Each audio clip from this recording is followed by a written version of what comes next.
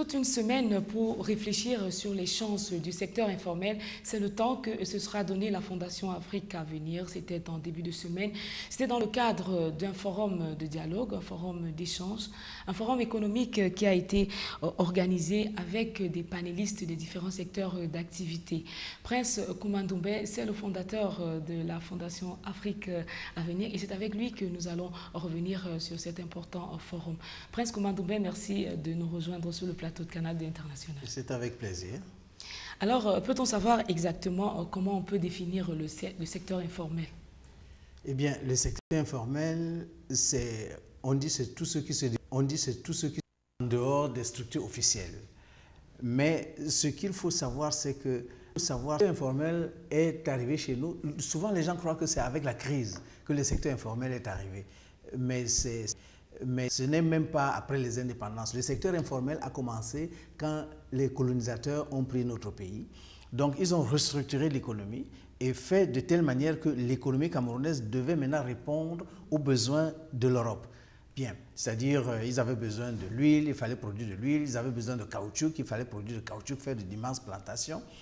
Et ce qui était pour nous-mêmes, c'est-à-dire pour notre économie, ça n'entrait plus dans l'économie officielle.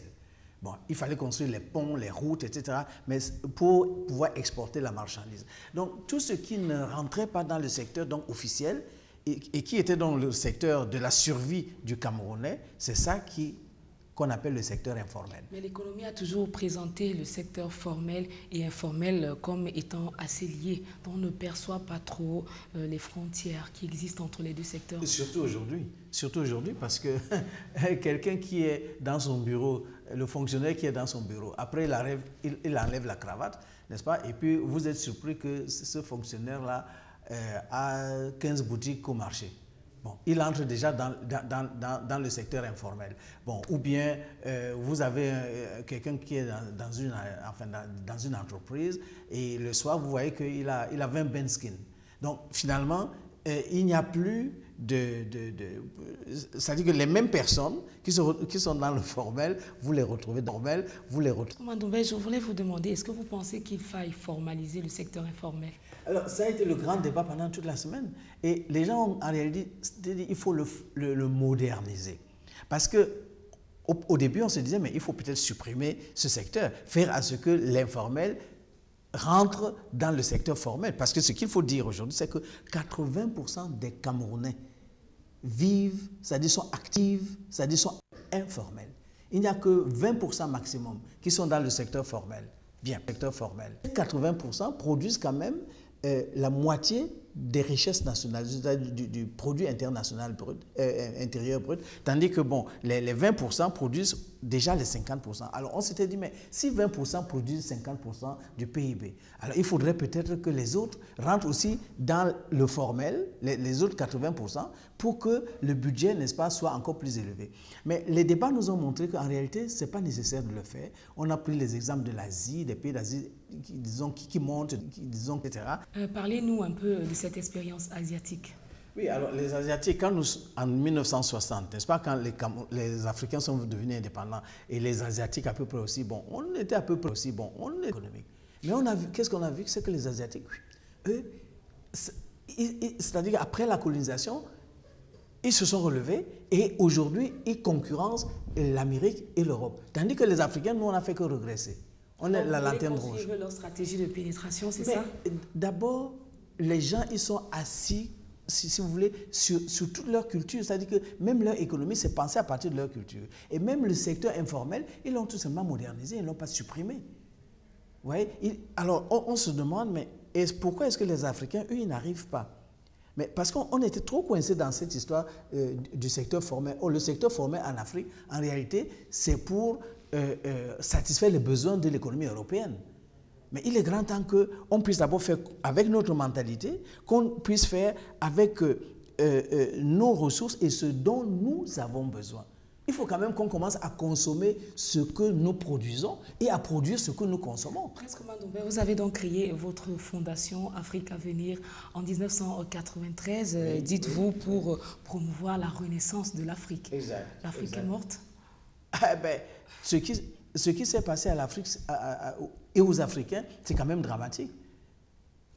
Quand vous allez à l'école, n'est-ce pas, vous avez été à l'université, tout ça, mais vous ne savez rien sur vous-même, sur l'Afrique.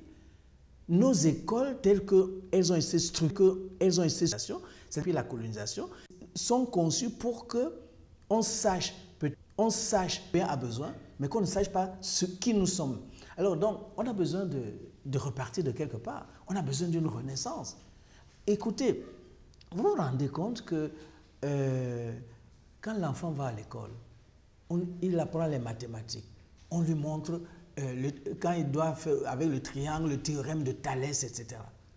Alors, il dit, oh, disons, les Blancs, là, ils sont forts. Hein? Mais on ne va pas lui dire que Thalès est parti faire des études chez des Noirs en Égypte qui 1300 ans avant Jésus-Christ, mettant Jésus-Christ, le théorème de Thalès, est-ce qu'on va lui apprendre ça à l'école? Donc l'enfant va plutôt savoir que oui, mais c'est les Blancs. Hein? Il ne va pas savoir que le Blanc est venu apprendre ça chez un Noir. Donc ça fait que... Alors dans votre réflexion, vous persistez de dire que l'Afrique a perdu son identité? Absolument. Vasco da Gama vient ici, il va à Malindi, un matelot noir le prend pour l'amener en Inde. Après, on va dire que c'est Vasco da Gama qui a découvert l'Inde. Vous vous rendez compte? Et non pas que c'est un Africain qui l'a amené là-bas. Donc, il est grand temps que nos écoles se ressaisissent. Et c'est pour ça que la Fondation Afrique à venir est là pour dire attention, on nous a effacé la mémoire et qu'il faut que ça s'arrête. Il faut que l'Africain comprenne qui il est en réalité, parce que qui il est en réalité, merveilleuse, pendant plus de 5000 ans dans l'histoire de l'humanité. Mais nous avons oublié tout cela. Aujourd'hui, Cheikh Modibo Diarra, de la NASA, qui conduit l'opération sur Mars, combien de gens savent que c'est un Malien? Aujourd'hui, je ne parle pas d'hier. Parce que l'Africain devrait connaître qui il est, qui devrait lui apprendre qui il est. Mais c'est lui-même d'abord. Est-ce qu'on sait que, par exemple, les feux rouges là en ville, que c'est un Noir qui a inventé ça?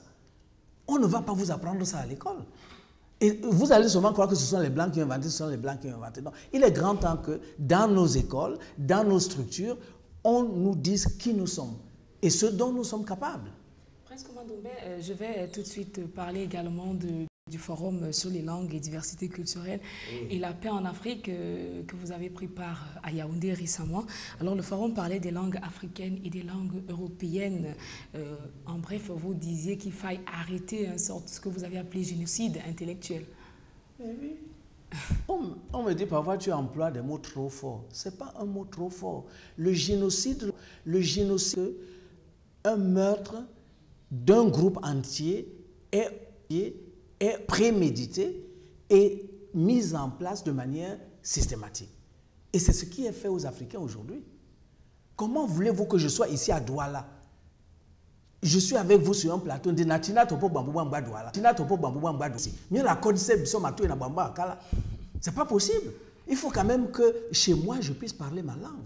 Quand je suis sur un plateau en Allemagne, je parle allemand, d'accord. Mais pourquoi est-ce que, pour accéder au savoir... Mais je vais vous dire quelque chose. Quand nous sommes chez nous, dans nos familles, ce n'est pas ces étrangers-là qui viennent nous dire de parler, de refuser nos langues. C'est nous-mêmes qui les refusons. Non, mais c'est parce que nous sommes dans toute une structure. Je suis persuadée peut-être que chez vous, avec vos petits-fils, vous parlez le français. Mais attention, c'est notre structure. Le petit-fils, il va à l'école, il voit la télévision, il écoute la radio. Tout ça, c'est en quelle langue? Vous comprenez? Et c'est ça le drame. Or, un pays, regardez les Asiatiques, vous m'avez demandé tout à l'heure là, les Asiatiques, ils parlent leur langue pour évoluer. Ils font leur physique, leur chimie dans leur langue. Alors, qu'est-ce que vous pensez qu'il faille introduire les langues, nos langues nationales? C'est urgent, c'est primordial. Alors, qu'on ne me dise pas qu'il y a trop de langues au Cameroun. L'Africain est par définition multilingue. Concrètement, comment vous pensez que cela puisse être fait? Mais cela veut dire que à partir du jardin d'enfants, et beaucoup de pays africains aujourd'hui sont en train... On apprendra quelle langue? Le Douala, le Bassa, le Béti, je ne sais pas, le Bamileke? Non. Ou alors en fonction de province, on apprendra chaque langue. Est-ce que vous pensez? Mais bien sûr. Vous savez, cette histoire, nos grands-parents parlaient plusieurs langues camerounaises. C'est après les indépendances qu'on nous a divisés là, et que donc, toi, tu es de telle tribu, tu ne dois pas parler la langue de l'autre. Au Mali aujourd'hui, n'est-ce pas? Et les enfants à l'école primaire apprennent dans leur langue. On n'apprend pas le français. Hein? Et on a très bien vu que quand les enfants commencent dans leur langue maternelle à l'école primaire et qu'ils apprennent le français seulement petit à petit, ils sont plus forts en français, par exemple, pour faire le CEP, ils sont plus forts que ceux qui ont commencé avec le français dès le départ. Et on économise en général au moins 1 an de l'école primaire. Parce que l'enfant qui a été éduqué dans sa langue, il comprend beaucoup plus vite et peut aussi apprendre maintenant dans d'autres langues. Prince Coumba Ndombé, depuis 13 ans que vous vous battez pour la renaissance de l'Afrique, est-ce que vous avez réalisé quelque chose de concret? Est-ce que vous avez l'impression que les choses avancent? Que votre combat produit des fruits quelconques? Ah ben ça je pense, hein, parce que nous ne nous battons pas seulement ici à Douala ou au Cameroun, notre combat est mondial. Et je vous assure, aujourd'hui, mes anciens étudiants de l'université de Berlin ont imposé un cours aujourd'hui à la faculté des sciences politiques sur le titre, c'est « Être blanc ». Qu'est-ce que cela veut dire et qu'est-ce que cela signifie dans les relations internationales? Et ça, c'est un résultat concret. Et si ces étudiants-là viennent à Bonabéry passer 6 mois, 9 mois pour apprendre, ça veut dire que nous avons réussi à inverser. Parce que c'est toujours l'Africain aujourd'hui qui va apprendre chez l'Européen. Je voudrais justement qu'on parle de votre bibliothèque qui est riche de quelques milliers de livres, mais qui se trouve quand même dans un coin assez reculé de la ville de Douala. Vous savez que si elle était un peu au centre de la ville, beaucoup au centre de... Vous pouvez me parler des différents livres qui sont à l'intérieur? Mais je suis le prince Bel et Bel. Et c'est la moindre des choses, c'est qu'une bibliothèque aussi riche, n'est-ce pas, elle soit installée à Bonabéry. Et je crois que ça, c'est la moindre des choses. C'est pour ça que la fondation est aussi à Bonabéry, mais elle est ouverte à tout le monde. Je vous ai dit que les Européens prennent l'avion pour passer 9 mois dans la fondation et travailler. Et nous avons des livres, d'abord sur le Cameroun. À partir de le livre le plus vieux sur le Cameroun date de 1897. De 1897, 1910, c'est-à-dire la naissance même du Cameroun. La carte géographique sur le Cameroun, la plus vieille que nous avons dans la fondation, date de 1863.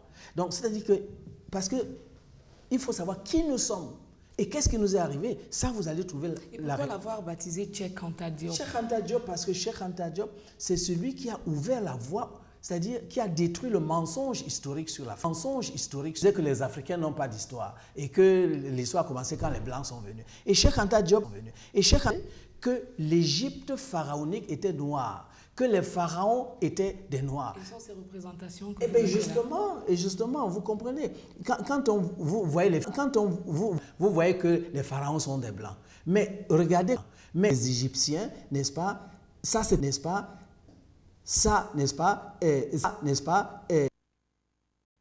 indo-européen, ça c'est un nubien, c'est-à-dire les noirs, et vous voyez nubien, c'est-à-dire les noirs, la même photo. Égyptien et noir, nubien, c'est la même chose. Et puis vous avez les Sémites. C'est comme ça avec les Sémites. C'est comme ça. Vous voyez? Et ça c'est du tombeau de Ramsès II en l'an 1200 avant Jésus-Christ qu'on a pu tirer cette plaque-là. Le pharaon Mentuhotep Ier, n'est-ce pas, 2100 ans avant Jésus-Christ. Alors, avant Jésus-Christ. Finalement, si vous voulez, l'Afrique envahie par les Blancs, etc. Et c'est ça qu'on vous montre à la télévision. Prince Coumba Ndombé, vous avez vraiment une mémoire riche en histoire, hein, toutes ces photographies que vous avez devant vous. Si vous pouvez nous expliquer un peu. Mais justement, c'est ça que la Fondation essaie de collecter. On essaie de collecter tout ça et de mettre ça à la disposition des Camerounais. Sauf que les Camerounais ne savent pas vraiment ce que nous faisons. Mais il est grand temps, et je crois que c'est ce que la télévision est en train de faire, pour montrer qu'à Bonabéry, il y a une fondation où les gens viennent du monde entier pour apprendre et que les Camerounais aussi ont accès. Ces photos, celle-là par exemple, qu'est-ce qu'elle représente? Alors cette photo, vous voyez, n'est-ce pas, les chrétiens nous disent que vos histoires de culte des ancêtres, là, les crânes, là, il faut laisser ça. Et ici, moi, je suis allé en Autriche. En Autriche, dans une église catholique. J'entre, n'est-ce pas? J'entre dans un house in Hallstatt am Hallstättersee. C'est en Autriche. J'entre et qu'est-ce que je vois? J'entre et une maison de crâne. Une maison, vous voyez? Une maison de crâne et puis avec les os de crâne et puis avec les chacun. Ce sont les gens de la sur la tête, on marque le nom de chacun. Mais alors, il s'agit de quoi là? On nous dit ici, vous ne faites pas ça. Et vous ne voyez pas la croix de Jésus-Christ ici. Alors, il faut que là s'arrête et qu'on laisse les Africains être eux-mêmes. Parce que c'est quand nous sommes nous-mêmes que nous allons pouvoir résoudre même nos problèmes économiques et nos problèmes technologiques.